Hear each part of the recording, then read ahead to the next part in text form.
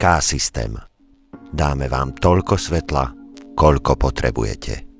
Vítame vás pri inštruktážnom videu pre zameranie protihmyzovej siete Ideal. Pre správne merania budeme potrebovať meter, ceruzu, rovnú plochu a zápisník. Sieť bude umiestnená na ráme okna, takže je potrebné zamerať šírku a výšku rámu. Šírku aj výšku meriame tak, že priložíme rovnú podložku k rámu okna z vonkajšej strany a pomocou metra odmeriame 1 cm a označíme si tento bod bodkou. Tieto bodky vyznačujeme na všetkých rohoch okna, na zvislom aj vodorovnom ráme.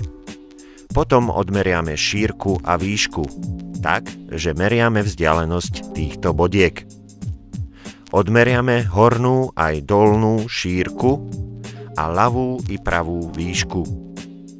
Objednávané rozmery šírky a výšky budú najmenšie namerané rozmery. Ďalší rozmer, ktorý potrebujeme zamerať, je hrúbka rámu, v ktorom bude sieť osadená. Meranie robíme smerom z vonkajšej strany dovnútra. V tomto prípade je to 20 mm.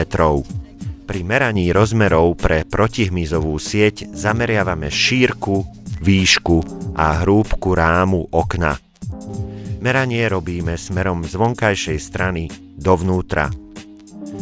V našom prípade sú objednané rozmery siete 663 x 1272 mm a hrúbka rámu je 20 mm. Tým K-systém vám ďakuje za pozornosť.